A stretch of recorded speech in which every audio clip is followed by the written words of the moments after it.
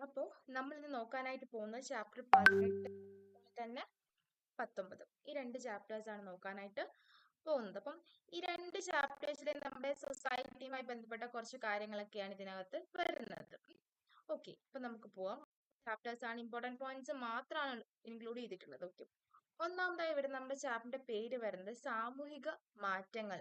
അപ്പം എന്താണ് സാമൂഹിക മാറ്റങ്ങൾ എന്ന് ചോദിച്ചാൽ നമ്മുടെ സമൂഹത്തിലെ ഘടനയിൽ ഉണ്ടാകുന്ന മാറ്റങ്ങൾ, ഇതിനെയാണ് നമ്മൾ സാമൂഹിക മാറ്റങ്ങൾ എന്ന് പറയുന്നത്. അപ്പം എന്തൊക്കെ രീതിയിലാണ് സാമൂഹികത്തിന് മാറ്റങ്ങൾ ഉണ്ടാവുന്നതെന്ന് ചോദിച്ചു കഴിഞ്ഞാൽ മൂന്ന് രീതികളിൽ നമുക്ക് സമൂഹത്തിൽ മാറ്റങ്ങൾ ഉണ്ടാകാം. ഒന്നാമത്തെ രീതി എന്ന് പറയുന്നത് പരിണാമപരമായിട്ടുള്ള മാറ്റം അല്ലെങ്കിൽ പരിണാമപരമായിട്ടുള്ള സമീപനം എന്ന് വെച്ചാൽ സമൂഹത്തിൽ എന്താണ് പരിണാമപരമായിട്ടുള്ള പല പല മാറ്റങ്ങൾ ഉണ്ടാകും. കാരണം പണ്ടത്തെ പോലെയാണോ ഇപ്പോഴത്തെ സമൂഹം എന്ന് പറയുന്നത്? സമൂഹത്തിൽ ഒത്തിരി ഒത്തിരി മാറ്റങ്ങളല്ലേ ഉണ്ടാകുന്നത്. അപ്പം ഇതിന്റെ ഒരു ഹെഡ് അല്ലെങ്കിൽ ഒരു പിതാവായിട്ടുള്ള അഗസ്ത്യകോദ എന്ന് പറയുന്ന മനുഷ്യൻ, പുള്ളിക്കാരൻ പറയുന്നത് നമ്മുടെ സമൂഹത്തിലുള്ള മാറ്റം എന്ന് പറയുന്നത് മൂന്ന് വ്യത്യസ്ത ഘട്ടങ്ങളിലൂടെയാണ് കടന്നു പോകുന്നത് എന്നാണ് പറയുന്നത്. അതാണ് പരിണാമപരമായിട്ടുള്ള സിദ്ധാന്തം എന്ന് പറയുന്നത്.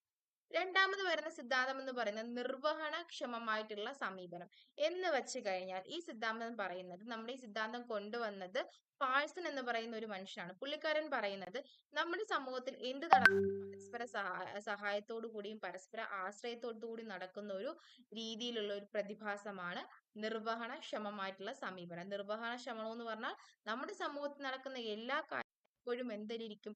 പരസ്പര ആശ്രയത്തിലിരിക്കും എന്നാണ് അദ്ദേഹത്തിന്റെ സിദ്ധാന്തം പറയുന്നത്. മൂന്നാമത് വരുന്നത് സംഘടനവാദം എന്ന് വെച്ചാൽ നമ്മുടെ സമൂഹത്തിൽ ഇത് നമുക്ക് അറിയാവുന്ന കാര്യമാണ്. എപ്പോഴും എന്താണ് ഗണങ്ങൾ തമ്മിൽ എപ്പോഴും എന്താണ് അങ്ങോട്ടും ഇങ്ങോട്ടും അടി അല്ലെങ്കിൽ എപ്പോഴും തർക്കങ്ങൾ അല്ലെങ്കിൽ എപ്പോഴും പോരാടുന്ന ഒരു സമീപനമാണ്. ഇതിനെയാണ് നമ്മൾ സംഘടനവാദം എന്ന് പറയുന്നത്. അടുത്ത് നോക്കാനായിട്ട് പോകുന്നത് എന്താണ് ചാക്രിയ സിദ്ധാന്തം. ചാക്രിയ സിദ്ധാന്തം എന്ന് പറയുന്നത് നമ്മുടെ സമൂഹത്തിൽ എന്താണ് എപ്പോഴും നമ്മുടെ സമൂഹം ഒരേ രീതിയിൽ വളർച്ച മാത്രമല്ല തളർച്ചയും ഉണ്ടാകും. ഈ ഒരു പ്രതിഭാസത്തിനെ നമ്മൾ എന്തെന്ന് പറയുന്നു? ചാക്രിയ സിദ്ധാന്തം എന്ന് പറയുന്നത്. അപ്പൊ ഈ ഒരു ചാപ്റ്ററിൽ നിന്ന് നിങ്ങൾ പഠിക്കാനുള്ളത് എന്താണ് സാമൂഹിക മാറ്റം, സമൂഹത്തിൽ ഉണ്ടാകുന്ന മാറ്റമാണ്. ഈ മാറ്റങ്ങളെ നമുക്ക് മൂന്ന് രീതിയിൽ തരംതിരിക്കാനായിട്ട് സാധിക്കുന്നുണ്ട്. ഇതിന്റെ മൂന്ന് തരത്തിലുള്ള തിയറിയും നമ്മൾ നോക്കി. ഇത്രയും കാര്യങ്ങൾ മാത്രം നോക്കിയാൽ മതി. ഓവറായിട്ട് ഒന്നും പഠിക്കണ്ട, പഠിച്ച് നമ്മുടെ തലയിൽ ഇരിക്കത്തില്ല. ഇനി നമുക്ക് നെക്സ്റ്റ് നോക്കാനായിട്ട് പോകുന്നത് 19ാമത്തെ ചാപ്റ്റർ ആണ്. എന്താണ് സാമൂഹിക വൽക്കരണം, അതിന്റെ ഒരു പഠന പ്രക്രിയ. ഓക്കെ, അപ്പൊ സാമൂഹിക വൽക്കരണം അല്ലെങ്കിൽ സോഷ്യലൈസേഷൻ എന്ന് പറയുന്നത് നമ്മുടെ ജനതയെ വാർത്തെടുക്കുക അല്ലെങ്കിൽ നമ്മുടെ ഒരു സമൂഹത്തിനെ എങ്ങനെയാണ് വാർത്തെടുക്കുന്നത്. ഒരു സമൂഹത്തെ എങ്ങനെ വാർത്തെടുക്കുക എന്ന് വെച്ച് കഴിഞ്ഞാൽ നമുക്കറിയാം, നമ്മുടെ ഓരോ വ്യക്തികളെയും എങ്ങനെ വാർത്തെടുത്താൽ ഓരോ വ്യക്തികളിലൂടെയാണ് നമ്മുടെ സമൂഹം ഉണ്ടാകുന്നത്. അപ്പം ഇതിന്റെ രണ്ടാമതൊരു ക്വസ്റ്റ്യൻ വരുന്നത് നമ്മുടെ explain the stages of socialization. Socialization എന്ന് പറയുമ്പോൾ നമ്മുടെ സാമൂഹിക ജീവിയായിട്ടുള്ള നമ്മുടെ മനുഷ്യനെ എങ്ങനെ വാർത്തെടുക്കാം.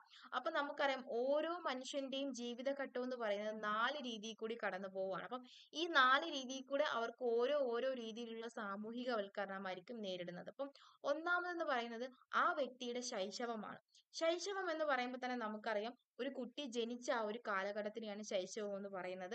ആ സമയത്ത് എന്താണ് ആ കുട്ടിയുടെക്ക് എന്താണ് ഒരു കാര്യം സ്വന്തമായിട്ട് ചെയ്യാൻ പറ്റത്തില്ല.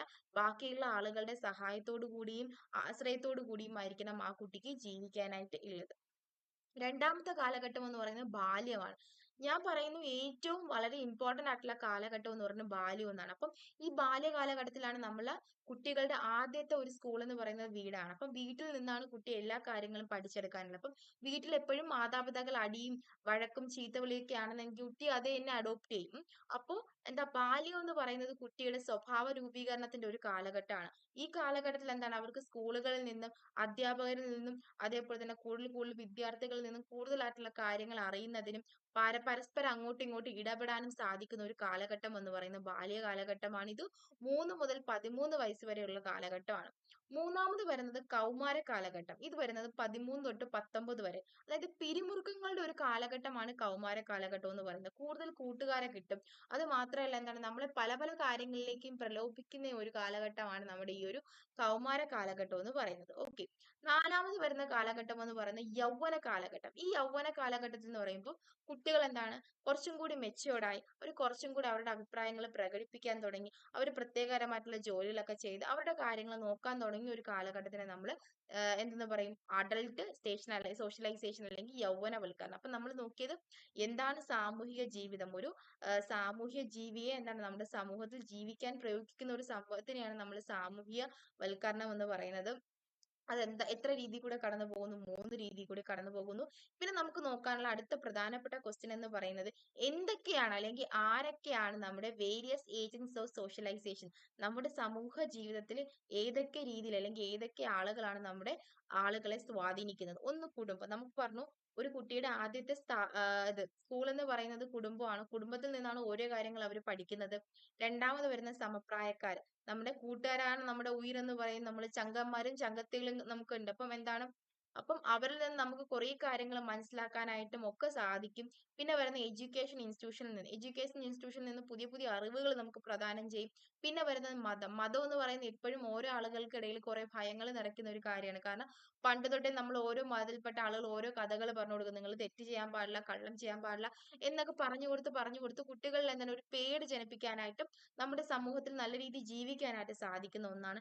പിന്നെ വരുന്ന നിയമങ്ങൾ. നമുക്കറിയാം പല പല നിയമങ്ങൾ എന്ത് ചെയ്യുന്നുണ്ട്, നമ്മുടെ കുട്ടികളെ അല്ലെങ്കിൽ തന്നെ നമ്മുടെ സമൂഹത്തിലെ ഓരോ ആളുകളെയും എന്താണ് തെറ്റിൽ നിന്നും എന്താണ് ശരിയിലേക്ക് നയിക്കാനായിട്ട് സാധിക്കുന്നു. ഇത്രയും കാര്യങ്ങളാണ് നമ്മുടെ ഈ ഒരു 19ാമത്തെ ചാപ്റ്ററിൽ ഇമ്പോർട്ടന്റ് ആയിട്ടുള്ള കാര്യങ്ങൾ എന്ന് പറയുന്നത്. ഇത്രയും നോക്കിയാൽ മതി, ബാക്കിയൊന്നും നിങ്ങൾ നോക്കേണ്ട കാര്യമില്ല. ഓക്കെ.